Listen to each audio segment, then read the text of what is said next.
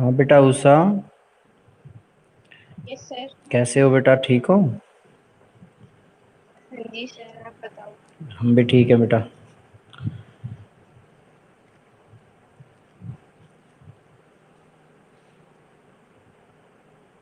आप एक टॉपिक के बारे में बता रहे थे उस दिन। यस सर, ये सूफी एंड द स्टेट्स वाला। सूफी और स्टेट। अच्छा, पेज नंबर बताओ एक बार। सूफी और राज्य वाला तो अब आज हम पढ़ाएंगे ही इसको तो। नहीं सर, कल आपने पढ़ाया था। अच्छा, ये वाला टॉपिक कितना हो गया है? हाँ बिल्कुल ठीक कह रहे हो बेटा, बिल्कुल ये पढ़ाया था। तो कोई बात नहीं, हम इसको थोड़ा रिपीट करवाएंगे। आने दो बच्चों को एक बार, अभी करा देते हैं जब तक बच्चे आते हैं। ध्यान दीजिए बेटा, सूफी और राज्य ये वाला टॉपिक ही कह रहे हो ना? Yes okay, sir. ठीक है बेटा। देखिए बेटा, इसमें ध्यान दीजिएगा। चिश्ती संप्रदाय क्या कहता है कि कैसे लोग होते थे चिश्ती संप्रदाय के संत जो थे, संयम और सादगीपूर्ण जीवन जीते थे और हमेशा अपने आप को राजनीतिक सत्ता से दूर रखते थे। वो किसी भी राजनीतिक पद को लेना नहीं चाहते थे।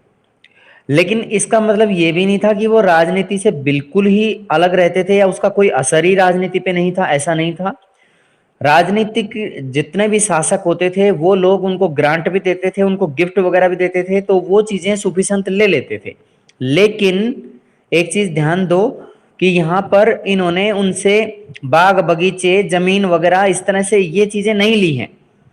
सुल्तानों ने खानकाहों को कर मुक्त भूमि अनुदान में दी, तो ये चीज तो उन्होंने ले ली। खानकाह के अंदर जितनी जमीन इस्तेमाल होती है तो वो चीज तो वो ले लेंगे। लेकिन मान लीजिए और भी कोई जमीन देना चाह रहा है कोई शासक, तो ज्यादा मात्रा में जमीन नहीं लेंगे। वो ये बोलेंगे कि जिसको इसकी जरूरत है आप उसको दे दीजिए। दान संबंधी ट्रस्ट स्थापित कर दिए गए थे कि जो व्यक्ति दान देता है, चाहे वो राजा दो चाहे कोई भी व्यक्ति दो, तो उसके लिए ट्रस्ट बना दिया गया, कमेटी गठित कर दी गई और उसके हिसाब से उसका खर्च किया गया। यानी कोई एक व्यक्ति नहीं होता था ट्रस्ट में, काफी लोग इसमें इसके साझेदार बनाए जाते थे। इससे अगले पैराग्राफ में चिश्ती जो है धन और सामान के रूप में दान स्वीकार कर लेते थे। जैसे किसी भी व्यक्ति ने कोई दान दिया है तो वो धन के रूप में, सामान के रूप में ले लेते थे ये। तो इनको इनका कहना है कि ये लोग उसको स्टोर करके नहीं रखते थे। ये कोई भी खाने की चीज है तो उसको तुरंत लोगों में डिस्ट्रीब्यूट करते थे, सूफी संतों में डिस्ट्रीब्यूट करते थे। कपड़े हैं, रहने की व्यवस्था है, अनुष्ठान है, सब चीजों के अंदर किसी तरह का कोई संग्रहण देखने को नहीं मिलता था, यानी स्टोर करने की कोई जरूरत नहीं थी। ये लोग क्या करते थे, सबके लिए रहने की व्यवस्था करने की कोशिश करते थे। अनुष्ठानों जैसे समा की महफिलों पर पूरी तरह से खर्च कर देते थे। अब कभी भी कोई अनुष्ठान हो रहा है या कोई भजन कीर्तन वगैरह कुछ भी चल रहा है, तो उस दौरान जो महफिल जमा हो रही है, कव्वाली वगैरह कराई जा रही है, तो उस पर खर्च कर देते थे। पैसा बचा के नहीं रखना चाहते थे। और इस तरह से शेख का जो नैतिक अधिकार की पुष्टि होती थी। नैतिक अधिकार का मतलब होता है कि शेख के जो नैतिक विचार थे वो ऐसे ही थे कि वो लोगों की भलाई करना चाहते थे। अब इससे क्या है कि आम लोगों का झुकाव इसकी तरफ बढ़ता चला गया, इस बात की तरफ कि जिस तरह के सूफी संत हैं उन्हीं की विचारधारा के अनुसार हमें आगे बढ़ना चाहिए। तो सूफी संतों की विचारधारा धर्मनिष्ठा होती थी। धर्म के प्रति निष्ठावान बने रहना, वफादार बने रहना, विद्वता ज्ञान प्राप्त करना, विद्वान होना, और लोगों के द्वारा उनकी चमत्कारिक शक्ति में विश्वास, कि उनके पास चमत्कारिक शक्ति होती थी, ऐसा माना जाता था। तो ये तीन तरह की विशेषताएं इनकी बताई गई है सूफी संतों की। धर्मनिष्ठ व्यक्ति होते थे, धर्म के प्रति निष्ठावान बने रहते थे, वफादार रहते थे, और विद्वान होते थे, ज्ञानी होते थे, विभिन्न मुद्दों के बारे में अच्छी नॉलेज रखते थे, और चमत्कारिक शक्ति उनके अंदर भगवान की कृपा से मानी जाती थी कि इनके पास चमत्कारिक शक्ति है, ऐसा लोगों में विश्वास था। तो इसी वजह से शासक भी इनके प्रति आकृष्ट हो गए, इनकी तरफ आकर्षण हो गया उनका भी, वो भी लोग इनसे जुड़ने लगे। अब अगले पैराग्राफ के अंदर देखिएगा, शासक न केवल सूफी संतों से संपर्क रखना चाहते थे अपितु उनके समर्थन के भी कायल थे। शासक ये नहीं था कि भाई केवल संतों से संपर्क रख रहे हैं, उनकी मजार पे जाते हैं, दरगाह पे जाते हैं, तो ऐसा नहीं, वो हमेशा कंटिन्यू उनका सपोर्ट भी करते थे। जब भी उनको जरूरत होती थी तुरंत सपोर्ट करते थे। जब तुर्कों ने दिल्ली सल्तनत की स्थापना कर दी तो उलमा के द्वारा शरिया लागू किए जाने की मांग को ठुकरा दिया गया। तुर्क लोग कौन थे? ये बाहर के लोग थे जिन्हें मलेच्छ कहा जा सकता है। अफगानिस्तान, तुर्कमेनिस्तान के इलाके से ये लोग बिलोंग करते थे। इंडिया के अंदर दिल्ली सल्तनत की नींव इन्होंने रखी। तो उस समय उलमा जो कि धार्मिक गुरु होते थे मुसलमानों के, उन्होंने शरीयत को लागू करने की मांग को ठुकरा दिया कि हम इस समय शरीयत को लागू नहीं करेंगे। सुल्तान जानते थे उनकी अधिकांश प्रजा इस्लाम धर्म मानने वाली नहीं है। जो सल्तनत कायम की गई थी उनके शासकों को भी पता था कि इंडिया में अधिकतर हिंदू रहते हैं, यहाँ इस्लाम मानने वाले बहुत कम हैं। ऐसे समय पर सुल्तानों सूफी संतों का सहारा लेना शुरू कर दिया। अब आप ये चीज इसमें, इसका एक मेन पॉइंट है कि सुल्तान जो हैं, जो सल्तनत काल के शासक रहे हैं, वो हमारे इंडिया से बिलोंग नहीं करते थे, बाहर के थे। अब उन्हें हमारे यहाँ की जनता के अंदर लोकप्रिय होना है, तो उन्होंने भी सूफी संतों का सहारा लेना शुरू कर दिया, जो अपनी आध्यात्मिक सत्ता को अल्लाह से उद्भूत मानते थे, जो मानते थे कि उनकी आध्यात्मिक सत्ता है या उनकी आत्मिक शक्ति जो है या आत्मा और परमात्मा को जोड़ने की जो पावर है वो अल्लाह से जुड़ी हुई है, ऐसा मानते थे। उलमा के द्वारा शरीयत की व्याख्या पर ये लोग निर्भर नहीं करते थे, यानी सूफी संत जो हैं, उलमा ने जैसा बताया कि शरीयत के अनुसार नियमों को मानना है, वैसा ये लोग नहीं मानते थे। अब अगले पैराग्राफ में औलिया के बारे में बताया गया है। मध्यस्थ के रूप में ईश्वर से लोगों की ऐहिक और आध्यात्मिक दशा में सुधार लाने का काम करते हैं, यानी ये एक कड़ी का काम करते हैं। शेख निजामुद्दीन औलिया आम जनता के बीच और एक ईश्वर के बीच आध्यात्मिक और उनकी इच्छाओं को पूर्ति करने के लिए किसी भी तरह की कोई भी समस्या है उस दशा को सुधार लाने का काम करते हैं, कड़ी का काम करते हैं। शायद इसलिए शासक चाहते थे कि अपनी जो कब्र है सूफी दरगाहों खानकाहों के नजदीक बनाना चाहते थे। उसका मतलब था कि मृत्यु के बाद भी सूफी संतों की, क्योंकि वो अल्लाह के ज्यादा करीब हैं, इसलिए ऐसे लोगों के करीब होने से हमें भी फायदा है, इसलिए वो उनकी कब्र के नजदीक ही अपनी कब्र रखते थे या उनकी दरगाह के नजदीक अपनी कब्र रखते थे। सुल्तानों और सूफियों के बीच तनाव के उदाहरण भी मौजूद हैं। कभी कभी ऐसा भी था, अब तक तो हमने ये पढ़ा कि सुल्तान और सूफी संतों के बीच संबंध बहुत अच्छे थे, आपस में एक दूसरे का सपोर्ट करते थे, लेकिन कभी कभी ऐसा भी था कि उनके बीच तनावपूर्ण संबंध भी रहे। अपनी सत्ता का दावा करने के लिए दोनों ही कुछ आचारों पर बल देते थे, जैसे सेम इसी तरह के आचार व्यवहार पर बल देते थे ये। तो कौन से आचार व्यवहार था ये? झुक करके प्रणाम करना, कदम चूमना। जैसे कोई भी बड़ा है, कोई शक्तिशाली है, उस समय परंपरा थी, शासक के पैरों के अंदर झुक करके प्रणाम करते थे, कदम चूमते थे, जमीन चूमते थे एक तरह से, और वो सम्मान समझा जाता था राजा के लिए। सूफी संतों के लिए भी ऐसा ही किया जाता था। कभी कभी सूफी शेखों को आडंबर पूर्ण पदवी से संबोधित किया जाता था, यानी सूफी संत कभी कभी बाहरी दिखावे की पदवी भी उनको धारण करवाई जाती थी।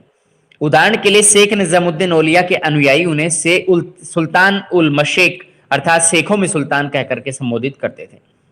शेख निजामुद्दीन औलिया के जितने भी उसके डिसिपल्स रहे, उन सब ने उनको एक उपाधि दी, और उपाधि का क्या नाम था? सुल्तान उल मशेक। इसका मीनिंग क्या था? शेखों में सुल्तान, यानी जितने भी शेख हैं या जो गुरु हैं, पीर हैं, उन सबका सुल्तान, उन सबका शासक। सूफी और राज्य के बारे में मैंने सुहरावर्दी और नक्शबंदी के विषय में बताया था। इसके अलावा चिश्ती सिलसिले के बारे में हम ऑलरेडी पहले ही पढ़ चुके हैं। तो ये भी सिलसिले उस समय मौजूद थे। कुछ अन्य सूफी भी उस समय मौजूद थे, जैसे कि दिल्ली सल्तनत के युग में सुहरावर्दी और मुगल काल के दौरान नक्शबंदी राज्य से जुड़े रहे। ये दोनों सिलसिले के सूफी संत थे। सुहरावर्दी सिलसिले के भी सूफी संत होते होंगे, और मुगल कालीन युग नक्शबंदी जो सिलसिला है उस दौरान भी सूफी संत होंगे, लेकिन उनके जुड़ाव के तरीके चिश्तियों से अलग थे। उनसे जुड़ने के तरीके, उनसे मिलने के तरीके चिश्ती सिलसिले के संतों से अलग थे। कभी कभी सूफी दरबारी पद भी स्वीकार करते थे। ये जो थे सुहरावर्दी और नक्शबंदी, कभी कभी दरबारी पद भी स्वीकार कर लेते थे, लेकिन चिश्ती सिलसिले के संत थे वो कभी भी दरबारी पद स्वीकार नहीं करते थे। ये बड़ा डिफरेंस इसके अंदर देखने को मिलता है। अब आगे देखिएगा बेटा, ये भी हम आपको पढ़ा चुके थे। अमीर हसन सिज्जी के द्वारा ये बताया गया कि शेख निजामुद्दीन औलिया को एक रिक्वेस्ट की जाती है कि आप 2 बगीचे ले लीजिए, कुछ जमीन का पट्टा आपको भेज दिया गया है, उसके लिए रख रखाव के लिए औजार आपको भेज दिए, कुछ ऐसी वस्तुएं जो उसमें काम आ सकती है वो आपको भेज दी हैं। तो शासक ने कहा बगीचे और जमीन पर अपना हक कहते हैं, वह बगीचों पे और जमीन पर अपना हक कहते हैं, इस जमीन और खेत बगीचे का मुझे क्या करना है। उन्होंने कहा कि ये जो प्रॉपर्टी आप मुझे दे रहे हो, जमीन दे रहे हो, बगीचे दे रहे हो, ये मेरे काम क्या आएगी, मैं क्या करूंगा इसका, आप इसको जरूरतमंद लोगों में क्यों नहीं दे देते। किसने कहा था ये, शेख निजामुद्दीन औलिया ने कहा था। और इसको किसने रिक्वेस्ट की थी, एक स्थानीय शासक ने रिक्वेस्ट की थी। अब आगे बता रखा है कोई भी आध्यात्मिक गुरु ने इस तरह का काम नहीं किया। अब इनके सामने कोई ऐसा उदाहरण भी नहीं था कि किसी सूफी संत ने ऐसे पहले कभी किया हो कि प्रॉपर्टी जब कभी मिली हो तो उसको मतलब ग्रहण कर लिया हो, ऐसा किसी ने नहीं किया है। इसलिए शेख निजामुद्दीन औलिया ने मना कर दिया। एक और उदाहरण है, सेम ऐसा ही है, देखिए बेटा। फिर उन्होंने एक उचित कहानी सुनाई। किसने, निजामुद्दीन औलिया ने कहानी सुनाई। सुल्तान गियासुद्दीन, जो उस समय उलूग खान के नाम से जाने जाते थे। उलूग खान कौन था, सुल्तान गियासुद्दीन, जो कि मालवा के पठार में शासक था। शेख फरीदुद्दीन से मिलने के लिए आए थे। शेख फरीदुद्दीन से मिलने के दौरान उन्होंने शेख को कुछ धनराशि और 4 गांवों का पट्टा उन्हें भेंट में दिया, गिफ्ट में दे दिया। तो धन दरवेशों के लिए था। दरवेश होते हैं बेटा जो जरूरतमंद लोग होते हैं, उनको धन उनके लिए दिया गया था। और जो जमीन थी वो शेख के अपने इस्तेमाल के लिए थी कि वो अपने लिए इस्तेमाल उसका कर सकता है, कुछ भी उसमें बना सकता है। तो मुस्कुराते हुए शेख अल इस्लाम, ये देखिए बेटा इसका नाम एक अलग ही नाम इसको दिया गया है, फरीदुद्दीन, शेख फरीदुद्दीन का ये भी नाम है, शेख अल इस्लाम। इसने क्या कहा, मुझे धन दे दो, मैं इसे दरवेशों में बांट दूंगा, जो जरूरतमंद लोग होंगे मैं उन्हें दे दूंगा। पर जहां तक जमीन के पट्टे का सवाल है, मैं इन लोगों को, उन लोगों को दे दो जिन्हें इसकी कामना है, जो इसके लिए जरूरतमंद है। जिस किसान के पास में जमीन नहीं है आप उसको दीजिए, ताकि वो इस मेहनत करके इसमें से कुछ फायदा अपने लिए उठा सके। यहाँ चर्चा कीजिए के अंदर देखिए धार्मिक और राजनीतिक नेताओं में टकराव के संभावित स्रोत क्या क्या है। देखिए धार्मिक और राजनीतिक नेताओं में टकराव के कौन कौन से बिंदु सामने आते हैं कि धार्मिक परंपरा का पालन, धार्मिक जो सूफी संत होते होंगे, वो सूफी संत जो हैं अपने परंपराओं को निभाना चाहते होंगे, लेकिन कुछ राजनीतिक नेता उन्हें बाहरी दिखावे की तरफ ले जाने की कोशिश करते हैं। सूफी संत बाहरी दिखावे में विश्वास नहीं करते थे। उन्हें बड़े पद देने की कोशिश करते हैं, उन्हें राजपाट देने की कोशिश करते हैं, उन्हें प्रॉपर्टी देने की कोशिश करते हैं ताकि उनको अपने प्रभाव में लाया जा सके। लेकिन सूफी संत इन चीजों के लिए मना कर देते हैं और वो केवल और केवल धन राशि ही प्राप्त करते हैं जो कि दरवेशों में बांटने के लिए है। वो कभी भी उनके पास में ये परंपरा नहीं होती कि जो चीज आई है गिफ्ट में उसको स्टोर करके रख लें, वो जरूरतमंदों में उसे तुरंत बांट देते हैं। सूफी संतों और राज्य के बीच में संबंध का कौन सा पहलू इस कहानी से स्पष्ट होता है। सूफी संतों का राज्य के बीच में संबंधों का पहलू बहुत से ऐसे तरीके हैं जिनसे हमें पता चलता है कि सूफी संत और राज्य के बीच में बहुत गहरा संबंध था। राज्य के शासक भी बिल्कुल सूफियों से इतने ज्यादा प्रभावित थे कि वो उनको समय समय पर, जैसे कि यहाँ पे एग्जाम्पल आया शेख निजामुद्दीन औलिया के लिए रिक्वेस्ट की गई कि आप ये प्रॉपर्टी रख लीजिए। इससे आगे इसमें भी एग्जाम्पल आया, सुल्तान गियासुद्दीन ने शेख फरीदुद्दीन से इसी तरह की सेम रिक्वेस्ट की। उनको 4 जैसे गांव उनको पट्टे पे दिए गए और कुछ धनराशि उनको दी गई। तो ये जो इस तरह की चीज है, उन्होंने धनराशि तो रख ली लेकिन ये जो प्रॉपर्टी है वो उन्होंने मुझसे मना कर दिया कि ये उनको जरूरतमंद लोगों को आप भेंट में दे सकते हैं। इससे पता चलता है कि सूफियों और राज्य के बीच में ज्यादातर तो बहुत अच्छे संबंध थे, कभी कभी ऐसे तनावपूर्ण संबंध भी देखने को मिले होंगे। यह किस्सा में शेख और उनके अनुयायियों के बीच संपर्क के तरीकों के बारे में क्या बताता है कि शेख और उनके अनुयायी जितने भी थे, क्योंकि अनुयायियों में शासक भी आ जाते हैं बेटा, शेख एक गुरु है और शिष्य के रूप में कोई शासक भी हो सकता है, तो उनके बीच के संपर्क बहुत अच्छे थे। उनके बारे में हमें जानकारी प्राप्त कराता है। अब अकबर की जो नई राजधानी थी फतेहपुर सीकरी के बारे में यहाँ पे नीचे आप चित्र के जरिए देख सकते हैं। एक व्हाइट मार्बल से बना हुआ शेख सलीम चिश्ती का मकबरा यहाँ पे बना हुआ है। शेख सलीम चिश्ती को यहाँ पे दफनाया गया था और शेख सलीम चिश्ती की दरगाह इसमें आपको दिखाई पड़ रही है। ये मकबरा है, आप इसको दरगाह कह सकते हो। और ये दरगाह बेटा वही जगह होती है जहां पे उन्हें दफनाया जाता है। यह दरगाह चिश्तियों और मुगल राज्य के घनिष्ठ संबंधों का प्रतीक थी। यानी ये दरगाह क्या बताने की कोशिश करती है कि इस दरगाह के जरिए हम चिश्ती संतों का और मुगल राज्य के बीच में घनिष्ठ संबंधों का प्रतीक मिल रहा है, क्योंकि शासकों ने ही इसे बनवाया था, उन्होंने पैसा खर्च किया था, व्हाइट मार्बल का अरेंज किया था इसके लिए। तो इससे बेटा ये आप ध्यान रखिएगा कि यहाँ पर अगर कभी भी राज्य और सूफी के संबंधों के बारे में कुछ बताना पड़ जाता है तो आप ये चीज भी दीजिए, ऊपर इस पैराग्राफ में जो रिक्वेस्ट की गई है वो भी आप बताइए, उससे आपका जो क्वेश्चन है बहुत अच्छे तरीके से क्लियर हो जाएगा। इसके अलावा शेख निजामुद्दीन औलिया को जो पद दिया गया था सुल्तान उल मशेख, ये भी इस तरह का एग्जाम्पल आप उसमें दे सकते हैं। ठीक है बेटा, अब हम अगले पेज पर आते हैं। एक ईश्वर, देखिए बेटा यह रचना कबीर की मानी जाती है, कबीर दास जी की। हे भाई ये बताओ किस तरह हो सकता है कि संसार के एक नहीं दो स्वामी हो। ये कबीर दास जी संसारिक लोगों से ये क्वेश्चन करते हैं कि क्या ऐसा हो सकता है कि ये संसार जो है दो लोगों ने बनाया हो, या दो इसके स्वामी हों, दो इसके मालिक हों। किसने तुम्हें भ्रमित किया है? उसने कहा कि ये किस तरह का डाउट आपके मन में है। ईश्वर को अनेक नामों से पुकारा जाता है। ये कबीरदास जी क्लियर करते हैं कि कबीरदास ये कहते हैं कि ईश्वर को बहुत से नामों से बुलाया जाता है, अल्लाह, राम, करीम, केशव, हरि और हजरत, ये सभी नामों से बुलाते हैं। इसका मतलब ये नहीं हो जाता कि सारे अलग अलग हैं, ये एक ही ईश्वर है। सभी धर्म परंपराएं एक ही जगह ले जाती हैं सभी व्यक्तियों को, सारे धर्म व्यक्ति को उद्धार की तरफ ले जाते हैं। तो यहाँ पे ये कोई भी धर्म इसमें ये संदेश नहीं देता कि वो अलग अलग देवी देवताओं की पूजा करें। जैसे हिंदू धर्म के लोग हैं, बहुत से देवी देवताओं की पूजा करते हैं।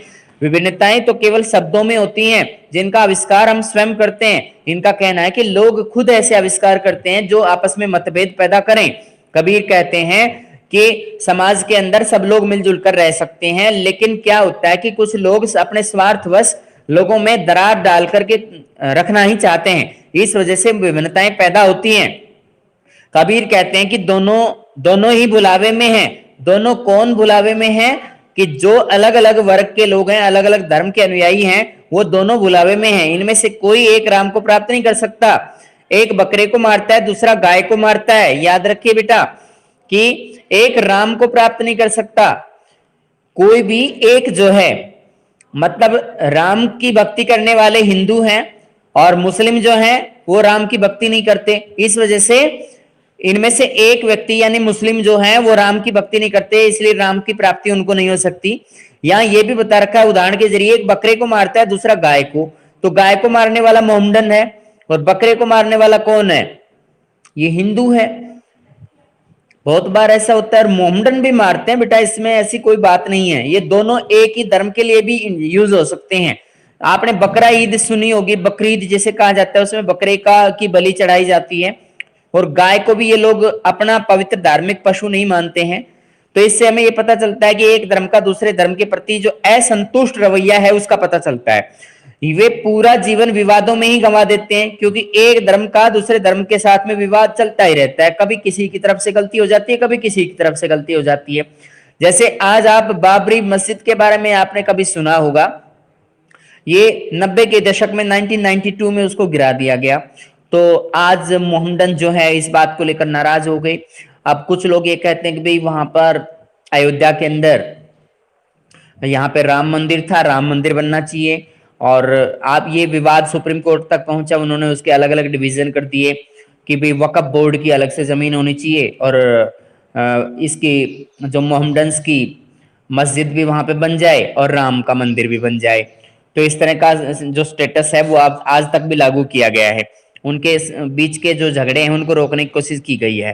विभिन्न समुदायों के ईश्वर के बीच पार्थक्य के खिलाफ कबीर किस तरह की दलील पेश करते हैं? तो दलील बेटा ये करते हैं कि जो अलग अलग समुदायों के लोग हैं ईश्वर के बीच में यानी लोगों को गलत तरीके से भ्रमित करने की कोशिश करते हैं। कोई उसको ईश्वर को अल्लाह के नाम से बोलता है, कोई राम, करीम, केशव, हरि, हजरत अलग अलग नाम से बुलाते हैं और ये मानते हैं कि भी हमारा ईश्वर भी अलग ही है।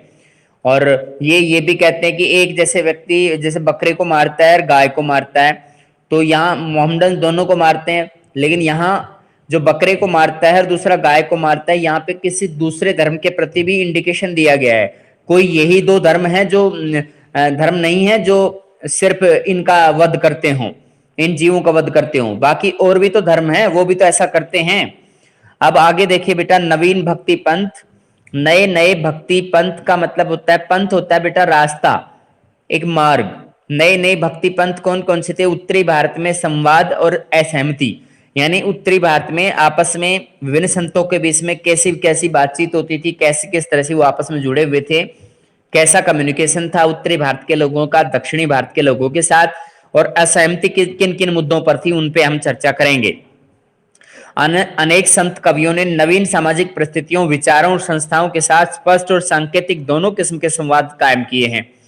ये संत कवियों ने बेटा ये कहा है कि नई नई सामाजिक परिस्थितियां बन रही थी, विचारों में थोड़ा थोड़ा बदलाव हो रहा था, नई नई संस्थाएं बन रही थी, और इस वजह से स्पष्ट और सांकेतिक दोनों किस्म के संवाद कायम हो गए। स्पष्ट कम्युनिकेशन हुआ एक तरह से ये समझिए, या फिर उनको सांकेतिक तरीके से लोगों के बीच संवाद या बातचीत होती थी। इस काल के तीन प्रमुख और प्रभावकारी व्यक्तियों पर दृष्टिपात हम देखेंगे। तीन मेन व्यक्ति उस समय खास तौर पर ज्यादा प्रभावपूर्ण तरीके से अपना काम कर पाए। तीन प्रमुख और प्रभावपूर्ण व्यक्ति कौन कौन से वो प्रभावपूर्ण व्यक्ति हैं हम आगे पढ़ेंगे बेटा। कबीर दास जी के बारे में, गुरु नानक देव जी के बारे में और मीराबाई के बारे में। तो तीनों के बारे में डिटेल से आप नॉलेज जानेंगे। यहाँ पर इन संवादों को किस भांति अभिव्यक्ति मिली, तो ये तीनों ही जो संत हुए हैं बेटा, कबीरदास जी भी, गुरु नानक देव जी भी और मीराबाई, तो तीनों का जो संबंध है उत्तरी भारत से रहा है। अब हमने जो टॉपिक स्टार्ट किया था उत्तरी भारत में संवाद, तो उसके अंदर नवीन भक्ति पंथ के बारे में ये इसीलिए बताया गया है क्योंकि अब तक तो हम आलवार नैनार संतों के बारे में, लिंगायत संप्रदाय के बारे में, साउथ इंडिया के बारे में, जैसे अभंगों के बारे में, मराठों के बारे में सब कुछ हम पढ़ते आए हैं, लेकिन हमने उत्तरी भारत के बारे में इतनी जानकारी प्राप्त नहीं की है। तो अब हम इसके बारे में जानकारी जुटाते हैं। देवीय वस्त्र की बुनाई।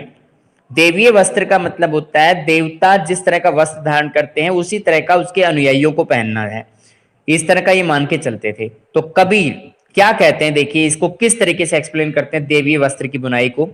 कबीर लगभग 14वीं से 15वीं शताब्दी तक इस पृष्ठभूमि में उभरने वाले संत कवियों में अप्रतिम थे।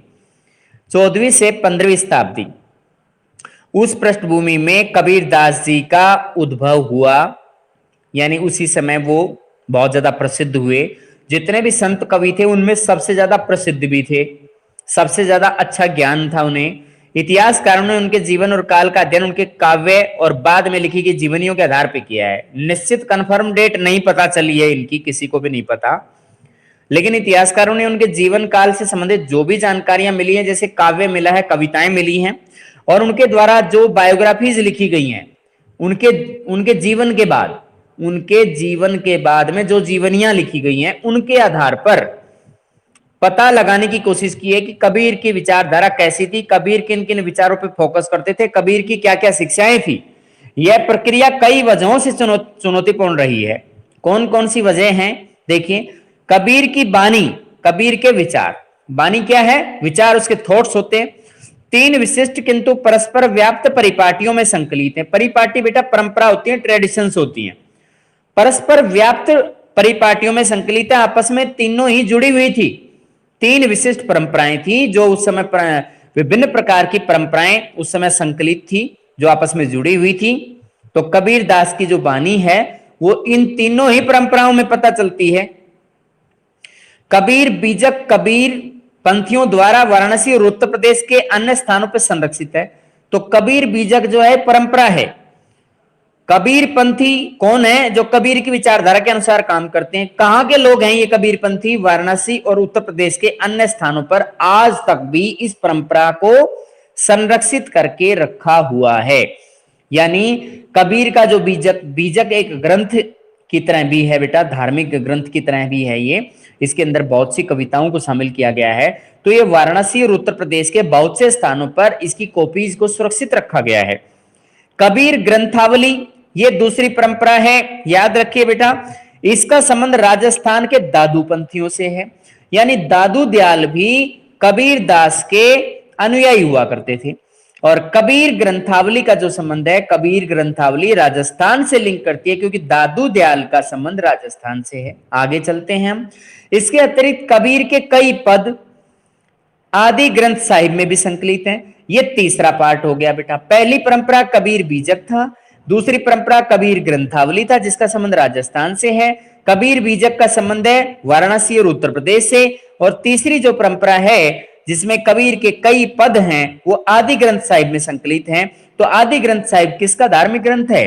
ये इनका पंजाबियों का यानी सिख धर्म के लोगों का एक पवित्र धार्मिक ग्रंथ है और उसके अंदर भी कबीर के विचारों को जगह दी गई है। आप अंदाजा लगा के देखिए कि कबीर का संबंध कोई इनके साथ नहीं रहा, सिख धर्म के लोगों के साथ उनका कोई इस तरह का नाता नहीं रहा, लेकिन फिर भी वो इतने लोकप्रिय थे, इतने अच्छे थे, उनके विचार इतने नेक थे कि आदि ग्रंथ साहिब के जो रचयिता थे उन्होंने उनके विचारों को भी जगह दी है।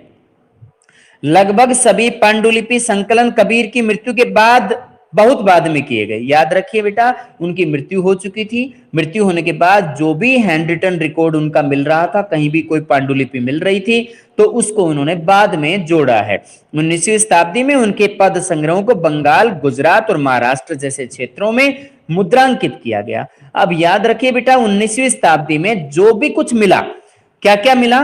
पद संग्रह मिले, कहीं से भी कोई मैटर मिलता है, बंगाल से, गुजरात से, महाराष्ट्र से, इन सभी जगह पर उनको क्या किया गया था? मुद्रांकित किया गया। मुद्रांकित मतलब उनका मुद्रण किया गया, प्रिंट किया गया। बंगाल, गुजरात और महाराष्ट्र में उनको प्रिंट किया गया। कबीर की रचनाएं अनेक भाषाओं, बोलियों में मिलती हैं, कोई एक भाषा के अंदर इनका विवरण नहीं मिलता। इनमें से कुछ निर्गुण कवियों की खास बोली संत भाषा में है। याद रखिए बेटा, निर्गुण जो संत हैं, जो ये मान के चलते हैं कि भगवान का कोई निश्चित आकार नहीं होता, वह आदमी की तरह से दिखाई नहीं देता, वह पृथ्वी के कण कण में मौजूद है, वह हर जगह मौजूद है, तो ये है निर्गुण कवि, निर्गुण भक्त संत कवि, और इसको संत भाषा कहा जाता है। कुछ रचनाएं जिन्हें उलटभाषी कहा जाता है। ये छोटे छोटे क्वेश्चन बनते हैं बेटा, संत भाषा किसे कहते हैं? तो निर्गुण कवियों की खास बोली को संत भाषा कहा जाता था। और ये कौन थे? संत भाषा का इस्तेमाल कहां किया गया था?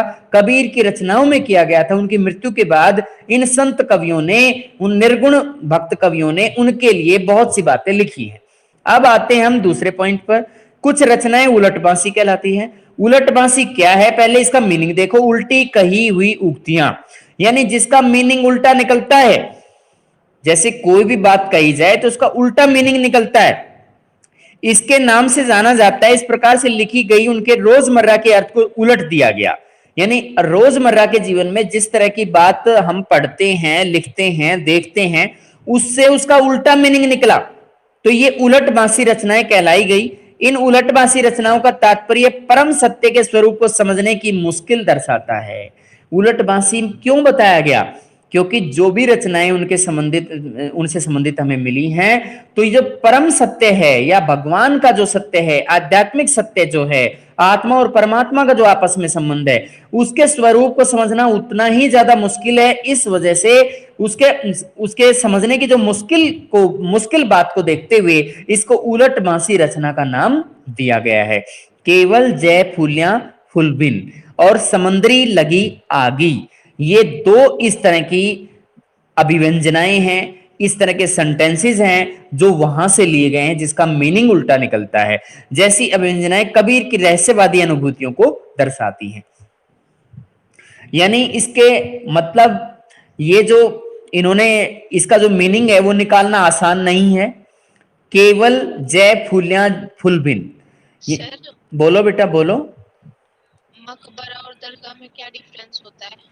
मकबरा, सुनिए बेटा, मकबरा जो होता है वो किसी भी जैसे शासक के या फिर कोई भी बड़ा नेता है, उसके मर जाने के बाद शासक, खास तौर पे सल्तनत शासक हो सकते हैं, मुगल शासक हो सकते हैं, तो उन पे मकबरा बनता है। तो मकबरा किसी जैसे कोई बड़ा व्यापारी गुजर जाता है उस पे भी बन सकता है, ऐसी बात नहीं है। तो मकबरा तो बेटा इनके लिए होता है। और दरगाह जो होती है वो सूफी संतों के गुजरने के बाद या पीर के गुजरने के बाद उनकी यानी सबको जहां पे दफन किया जाता है तो वहां दरगाह बनाई जाती है। तो उसमें थोड़ा अंतर हो गया ना इन दोनों में, ठीक है?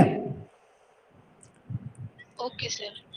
अब आगे देखिए बेटा, अगला पैराग्राफ जो है, कबीर बानी की एक और विशेषता यह है कि उन्होंने परम सत्य को वर्णित करने के लिए अनेक परिपाटियों का सहारा लिया।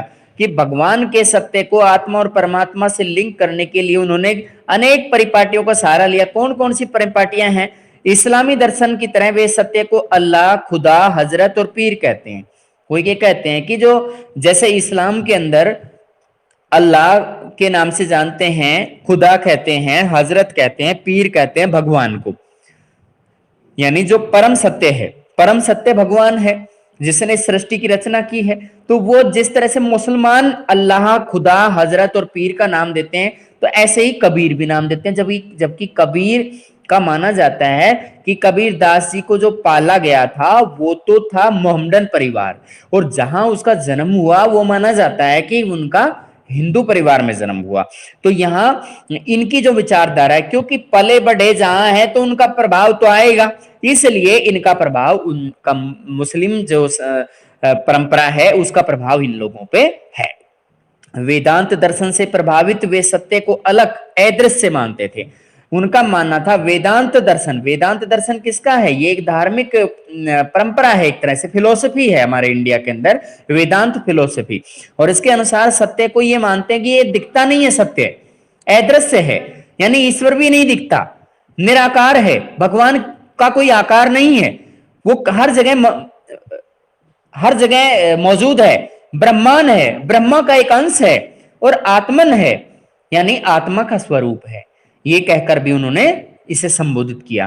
तो वेदांत दर्शन से प्रभावित होकर के उन्होंने अदृश्य बताया, ईश्वर को निराकार बताया, ब्रह्मांड बताया, आत्मन बताया, और मुस्लिमों की तरह, इस्लामी दर्शन की तरह उन्होंने अल्लाह, खुदा, हजरत और पीर के नाम से अल्लाह को बुलाया है। कबीर कुछ और शब्द पदों का इस्तेमाल करते हैं, जैसे शब्द और शून्य। ये अभिव्यंजनाएं योगी परंपरा से ली गई हैं। शब्द और शून्य परंपरा जो है कहां से ली गई है? योगी परंपरा। और योगी परंपरा योग साधना से जुड़ी हुई है। अपने शरीर को मुश्किल हालातों में ढालते हुए कुछ हासिल करना, तपस्या करके हासिल करना, वो योगी परंपरा की तरफ से ले जाता है। और योग साधना व्यक्ति को वैराग्य भावना की तरफ भी ले जाता है। यहां आगे देखिए बेटा, प्रत्येक पैराग्राफ को आपको ढंग से पढ़ना है, इसका कबीरदास का, आप तभी इसको सही तरीके से समझ सकते हैं बेटा। यहां कोई प्रॉब्लम है तो बताइएगा किसी भी बच्चे को। हम आपके एक बार इसमें कमेंट्स देखते हैं। नेहा कटारिया, गुड मॉर्निंग बेटा। ये मतबरा नहीं होता, मकबरा होता है, स्पेलिंग ठीक करना इसकी।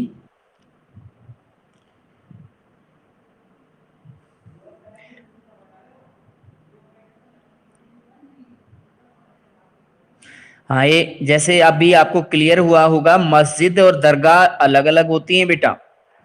मस्जिद पूजा का स्थान होता है, दरगाह जियारत का स्थान होता है। हालांकि दोनों ही पवित्र धार्मिक स्थान होते हैं। मस्जिद में जरूरी नहीं कि किसी की कब्र वहां पे हो, जरूरी नहीं, लेकिन दरगाह में जरूरी है कि वहां पे कब्र मिलेगी सूफी संत की। यहां मॉस्क्यू के अंदर पूजा होती है और दरगाह में जियारत होती है। ये आपकी बात बिल्कुल सही है, दोनों जगह पे पूजा हो सकती है, कोई दिक्कत नहीं है। नेहा कटारिया, मकबरे को इंग्लिश में आप मकबरा भी लिख सकते हो, कोई बात नहीं है इसमें।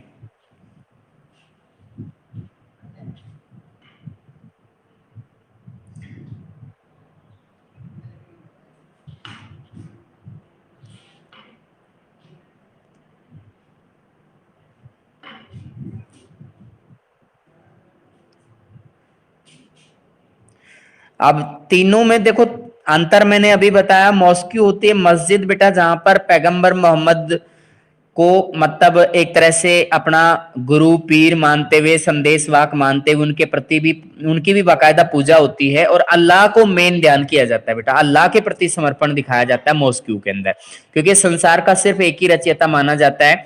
और सऊदी अरब की तरफ इसका मुख करके बैठा जाता है, नमाज अदा की जाती है, तो वो मस्जिद में होती है बेटा। मस्जिद के अंदर अजान होती है जो मॉर्निंग के अंदर और शाम को भी होती है। एक आवाज बुलंद की जाती है, अल्लाहू अकबर का, इस तरह का आवाज आपने कभी सुनी हो तो ये बेटा जो मकबरा होता है वो किसी भी शासक के देहांत के बाद में वो उस पर बनाया जाता है, या किसी महत्वपूर्ण व्यापारी या कोई भी व्यक्ति अपना मकबरा बनवा सकता है मोहम्मदन खास तौर पे जो प्रसिद्ध व्यक्ति होते हैं वही मकबरे बनवाते हैं, कोई नॉर्मल व्यक्ति के बस की बात नहीं होती है, मकबरे में बहुत पैसे लगते हैं बेटा। और यहाँ पे दरगाह तो मैंने बताया था सूफी संतों के लिए ही होती है, उनकी कब्र पे ही बनाई जाती है।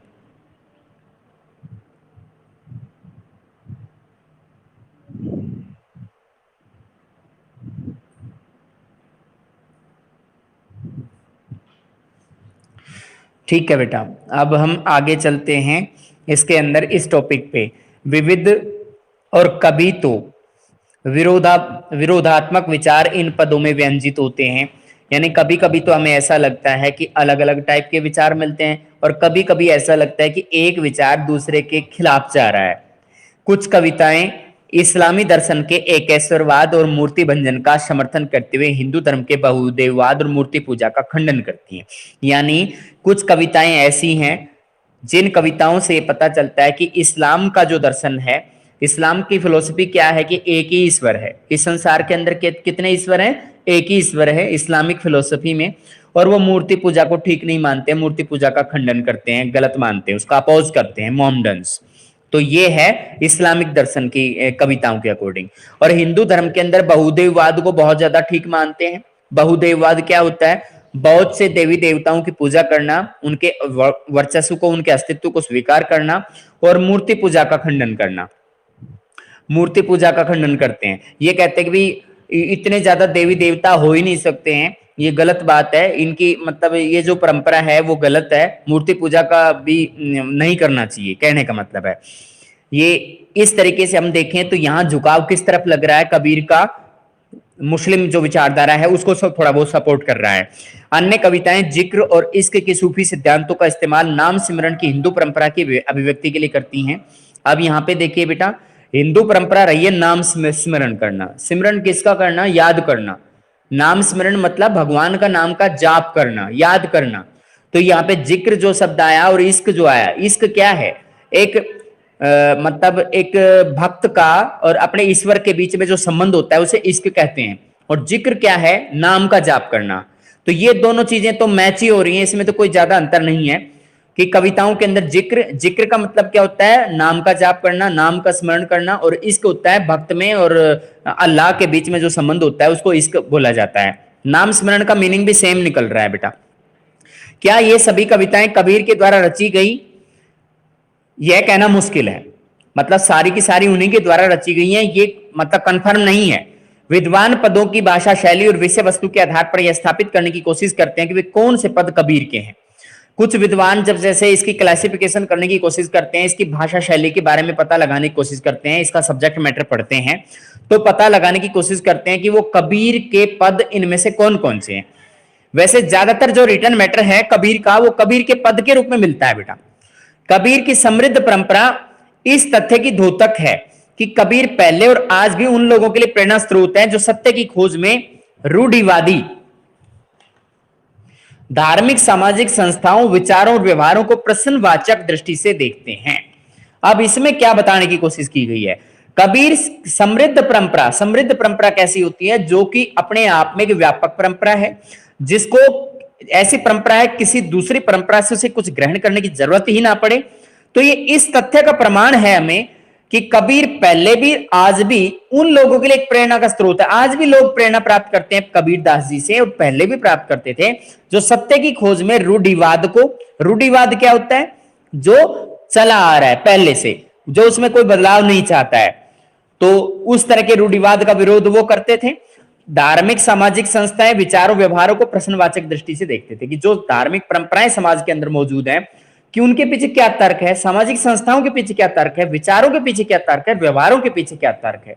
वो तर्क की बात करते थे, उनको प्रश्नवाचक दृष्टि से देखते थे, और उनका जवाब उन्हें नहीं मिलता था तो उसकी आलोचना करते थे। कबीर के विचार संभवतः अवध प्रदेश, अवध कहां पे है? उत्तर प्रदेश, जो आज आप कानपुर और लखनऊ का इलाका है, विशेष तौर पे लखनऊ का इलाका, गोरखपुर का इलाका, उस इलाके को अवध प्रदेश कहा जाता है। तो इसकी सूफी और योगी परंपरा के हुए संवाद और विवाद के माध्यम से घनीभूत हुए। तो अवध प्रदेश के अंदर या उत्तर प्रदेश के सूफी और योगी परंपरा के साथ में बातचीत हुई, उन सब सूफी संतों के साथ में बातचीत हुई, योगी परंपरा के साथ में इनकी बातचीत हुई, उनसे विचार उन्होंने ग्रहण किए, उनके विचार उन्होंने ग्रहण किए, तो उनके विवाद के माध्यम से घनीभूत हुए। घनीभूत का मतलब होता है उनके विचार आपस में एडजस्ट हुए। कबीर की विरासत पर उन अनेक गुटों ने दावा किया कि जो उन्हें याद करते थे आज भी कर रहे हैं। कबीर ने जो कुछ लिखा, कबीर के अनुयायियों ने जो उन पे लिखा, उन जो कुछ भी हमारे लिए वो छोड़ के गए हैं, तो बहुत से ऐसे गुट हैं देश के अंदर जो दावा करते हैं कि ये सब उनके प्रभाव की वजह से हुआ, उनकी परंपरा की वजह से हुआ। तो यहां तक बताओ बेटा, किसी तरह की कोई प्रॉब्लम है तो यहां तक आप इस टॉपिक को पढ़ेंगे, इसके अंदर मेन टॉपिक को समझने की कोशिश कीजिएगा और इसके इन बिटवीन क्वेश्चंस आप राइट कर लीजिए। कोई प्रॉब्लम है तो पूछ सकते हैं। आपका टाइम हो गया है, यू कैन लीव नाउ। कोई प्रॉब्लम है तो पूछ सकते हैं।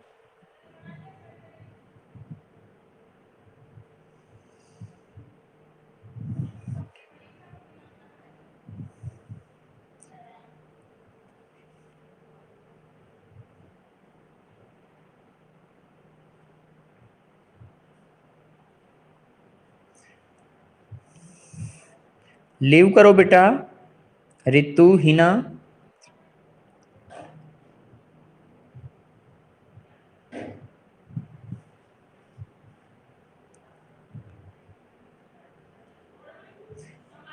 हाँ बेटा रितु, कुछ पूछना है क्या आपको?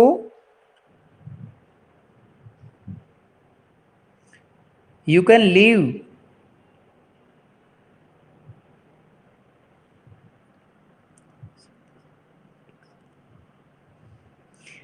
You can leave now,